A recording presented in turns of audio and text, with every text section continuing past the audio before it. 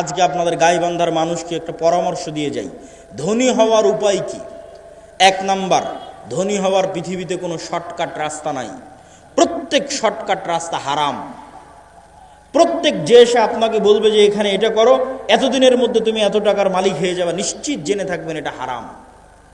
পৃথিবীতে ধনী হওয়ার কোনো শর্টকাট রাস্তা নাই, প্রত্যেক শর্টকাট রাস্তা জুয়া। তাহলে ধনী হওয়ার রাস্তা কি? ধনী হওয়ার রাস্তা হচ্ছে কম্পাউন্ড পদ্ধতিতে ধনী হওয়া। সেটা কি? আজকে আপনাদের উপস্থিত জনসমাজকে বললাম আমার এক হাতে আছে 50 লক্ষ টাকা, আর এক হাতে আছে 1 টাকা। আপনারা কে 50 লক্ষ নিতে চান, কে 1 টাকা নিতে চান? তবে শর্ত কি জানেন? এই 50 লক্ষ টাকা থেকে 1 টাকাও বাড়বে না, আর এই 1 টাকা থেকে প্রতিদিন এই 1 টাকাটা দ্বিগুণ হবে। আজ 1 টাকা তো কাল 2 টাকা, 2 টাকা তো পরের দিন 4 টাকা, 4 টাকা তো পরের দিন 8 টাকা, 8 টাকা তো পরের দিন 16 টাকা। কতদিন দ্বিগুণ হবে? 30 দিন।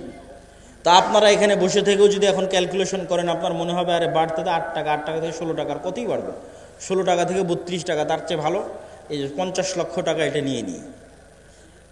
আপনি তাহলে ধনী হতে পারবেন না। আপনি এখনো ব্যবসা বুঝেন না, আপনি এখনো জুয়ার মধ্যে আছেন।